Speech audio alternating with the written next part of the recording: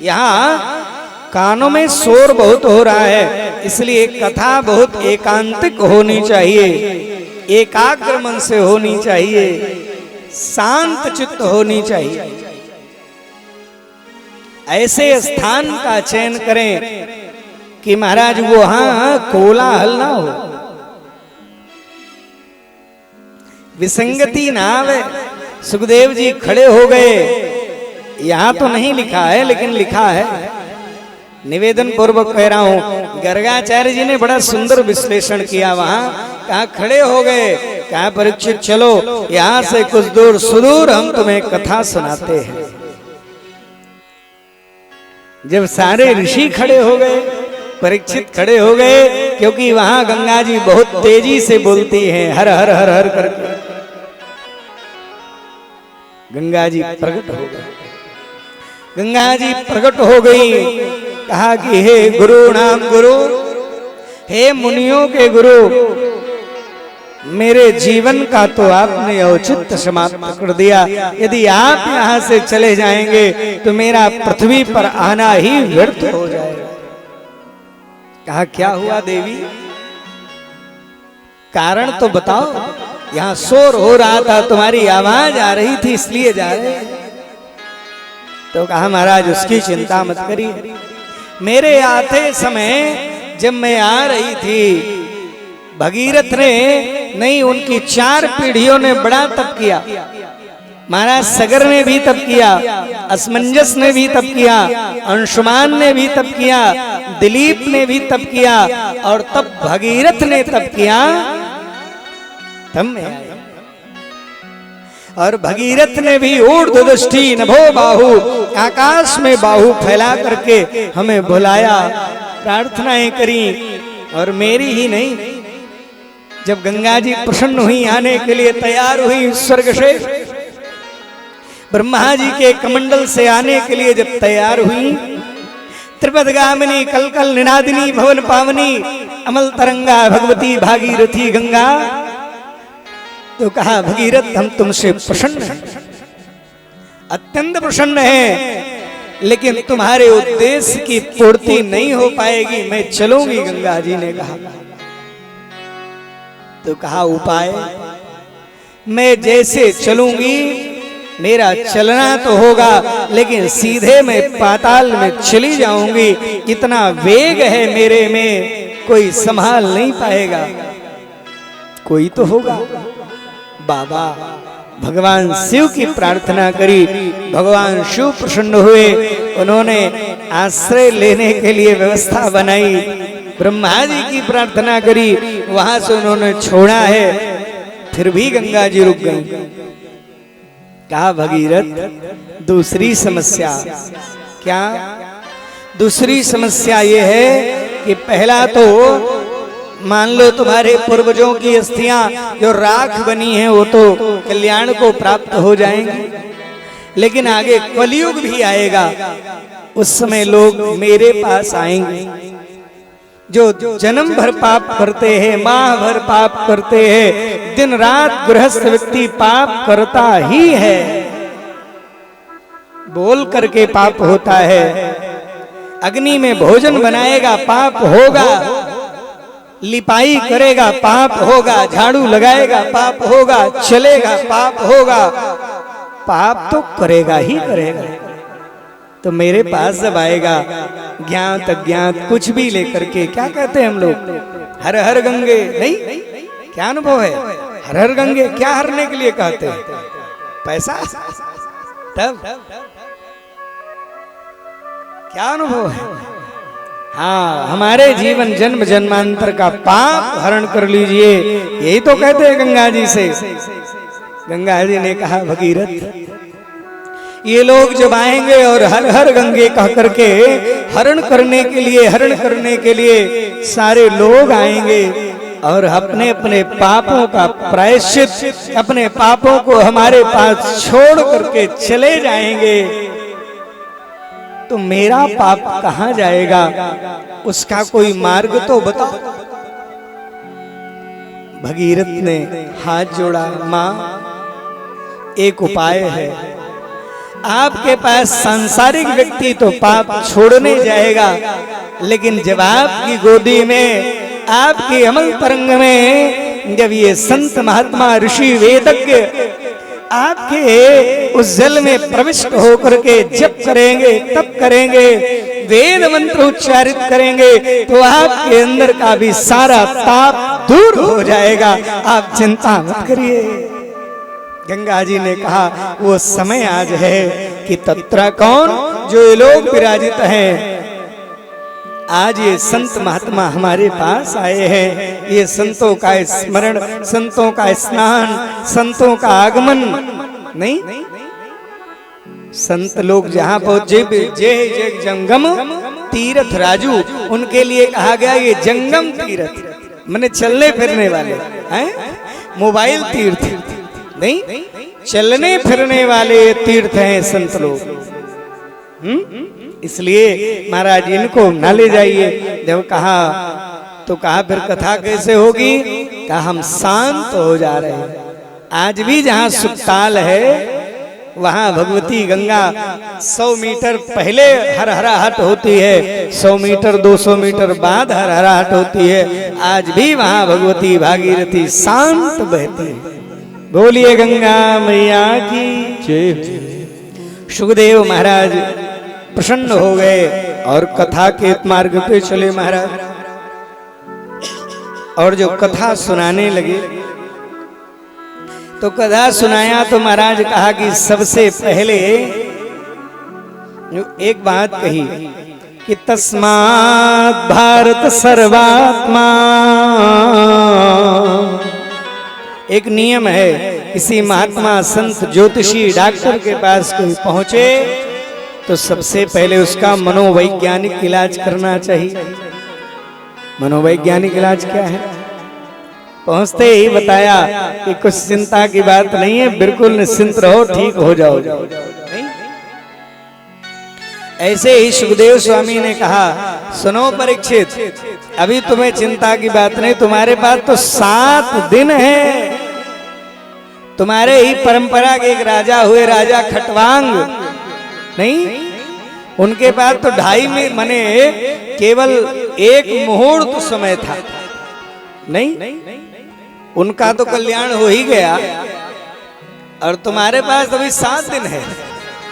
आप लोग अपने ऊपर मत लगाइएगा इसको, ये केवल हाँ उनको संबल देने के लिए कह दिया। 1 मिनट का पता नहीं है कब क्या हो, लेकिन निवेदन करो, ध्यान से समझिएगा। कहा कि चिंता मत करो, 7 दिन है, और सुनो मृत्यु का भय तुम्हें नहीं होगा। तुम अपनी मित्रता, अपने व्यवस्था माधव से कर लो। प्रसन्न हो गए और कहा तस्मात् भारत सर्वात्मा भगवान ईश्वरो हरि श्रोतव्यः कीर्तितव्यस्य स्मर्तव्यः चेक्षता भयाम। जैसे भारत शब्द आया महाराज परीक्षित पुलकायमान हो गए।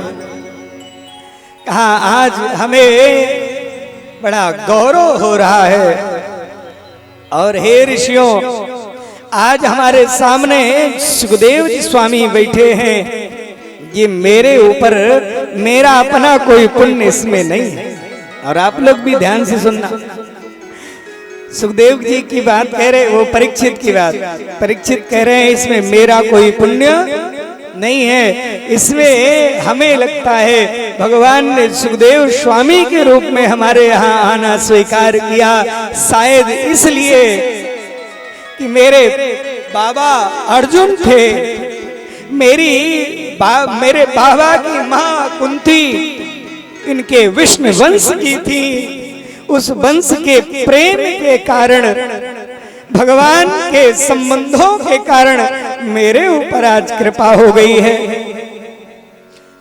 भगवान से हमारे बाबा की मित्रता होने के कारण आज सुखदेव जी मेरे घर आ गए हैं, इतने प्रसन्न हुए। और आपसे भी निवेदन करूं, जब कोई पद मिले, प्रतिष्ठा मिले, बल मिले, ऐश्वर्य मिले, धन मिले, संपत्ति मिले, नाम होने लगे तो अपने ऊपर अहंकार मत करना। ये विचार करना, एक व्यक्ति के पुण्य से आपके साथ बहुत से लोग काम करते हैं, बहुत से लोग पढ़ते हैं, बहुत से लोग मेहनत करते हैं, वो चीजें प्राप्त नहीं होती। यदि आपको मिली हैं तो आपके पूर्व पुरुषों में, आपके पितरों में का भी वो पुण्य है, प्रताप है, वो आशीर्वाद है जो आपको उस रूप में प्राप्त होता है। वही परीक्षित है कि आज मेरे बाबा अर्जुन की मित्रता काम आई कि मेरे ऊपर इतनी बड़ी कृपा हो गई कि मेरे मेरे मेरे बाबा की मित्रता समझ करके भगवान आज हमारे कुल में आए सुखदेव स्वामी के रूप में और हमें कथा सुना रहे। मेरा आज कुल धन्य हो गया, मेरा इसमें प्रताप नहीं। महाराज कथा सुनाने लगे, ध्यान से सुनिएगा। कहा, सुखदेव जी कह रहे हैं, परीक्षित तस्मात् भारत सर्वात्मा,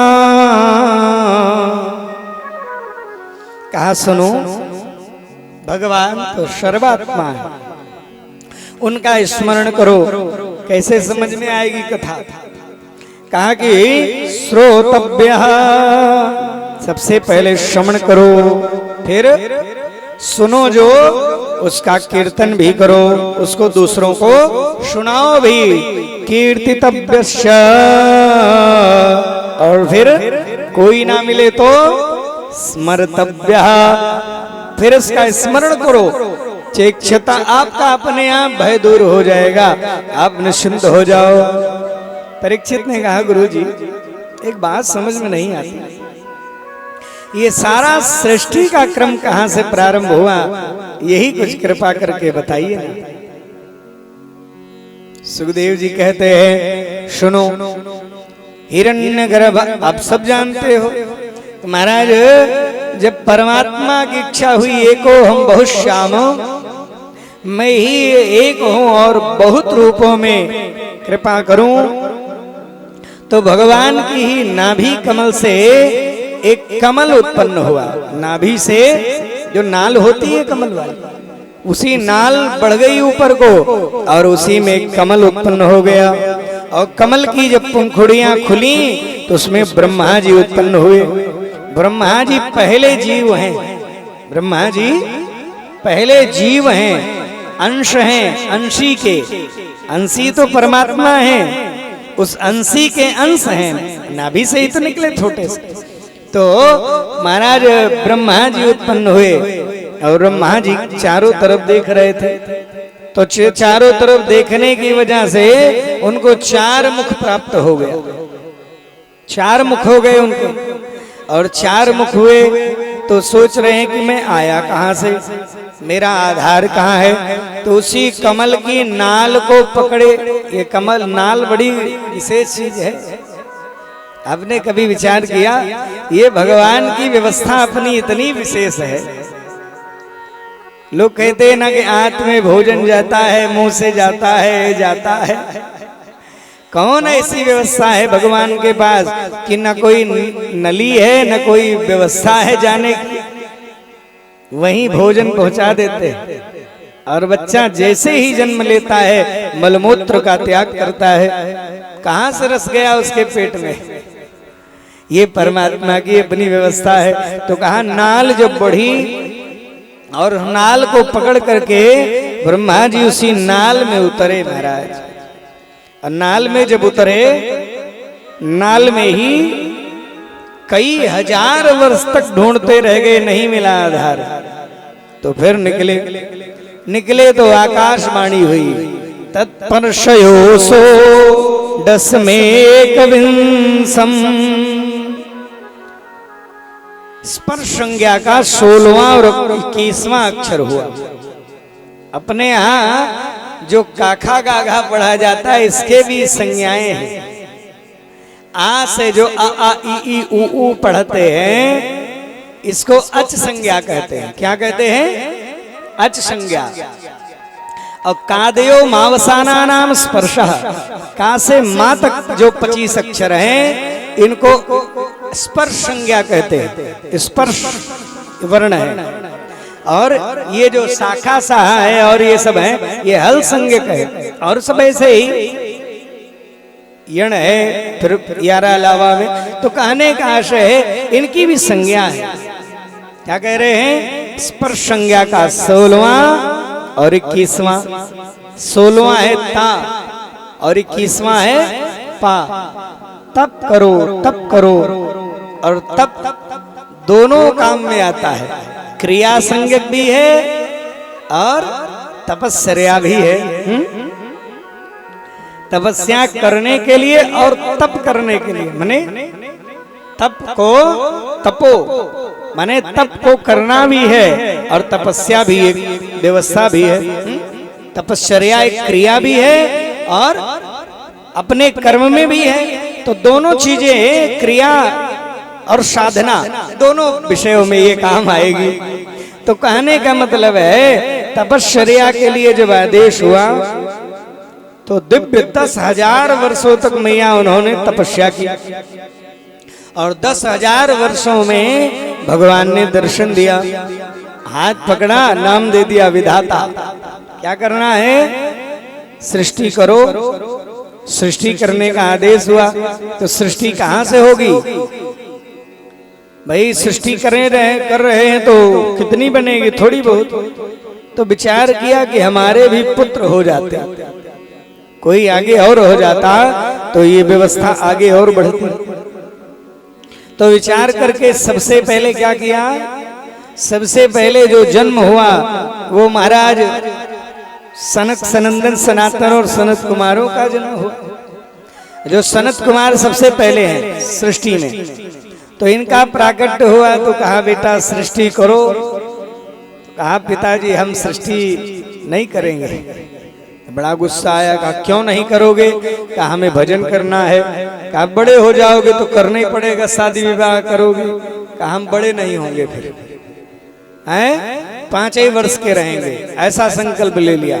दूसरी बात, अच्छा जब बच्चों पर क्रोध आता है तो फिर क्या होगा? रोना आएगा, लड़ाई तो करेंगे नहीं। तो रोना आया तो रुद्र उत्पन्न हो गए हैं। रोदे माने जब रोना आया तो आंसू बिंदु गिरे, वहीं से रुद्रों का प्राकट हुआ। और मैया रुद्र जब प्रकट हुए तो भी पूछे पिताजी बताइए क्या करना है? नील लोहित, नीले नीले। तो पूछा क्या करना है? तो कहा भैया सृष्टि करो। वही सूझ रहा था। सृष्टि शुरू किया उन्होंने, डाकिनी, साकिनी, भूत, प्रेत, बेताल, कुष्मांड, भैरव। तो नीचे दे गए अलम, बस करो भाई, हो गया। नहीं तो ये तो भाई अंतिम समय वाला मसाला है, प्रलय का रुकवाया। तो फिर भगवान ब्रह्मा जी ने 10 पुत्रों को प्रकट किया। क्रतु, अंगिरा, पुलह, पुलस्त, वशिष्ठ, कश्यप और दक्ष, नारद। महाराज ये कश्यप आदि 10 पुत्र प्रकट किए। छाया से करदम जी प्रकट हुए। ये सब प्रकट तो हुए महाराज, इनकी पत्नियां सब। लेकिन इन्होंने कहा कि कहा सृष्टि करो। तो कुछ लोगों ने तो सीधे कह दिया कि भाई हम भजन करेंगे। लेकिन कुछ लोग तैयार हुए, और जो तैयार हुए उन्होंने कहा एक समस्या और है। क्या? सृष्टि कहां से करेंगे? पृथ्वी है ही नहीं। तो पृथ्वी नहीं है तो सबसे पहले पृथ्वी नहीं है तो भगवान का वहीं से नासिका से कुछ निकला ब्रह्मा जी के। और देखते ही देखते बराह रूप में भगवान प्रकट। बोलिए बराह भगवान की। बराह रूप में भगवान प्रकट हुए और पृथ्वी को जब ले आने गए तो वहीं भगवान ने हिरण्याक्ष का उद्धार किया। बोलिए भक्तवत्सल भगवान की। हिरण्याक्ष का उद्धार किया और पृथ्वी को स्थापित किया। अब जब पृथ्वी स्थापित हुई तो यही ब्रह्मा जी के शरीर के, यहाँ तो नहीं लिखा लेकिन अन्य पुराणों में देवी भागवत में भी लिखा है कि भगवान के 2 भाग हो गए शरीर के। उसी से एक भाग से मनु महाराज और दूसरे भाग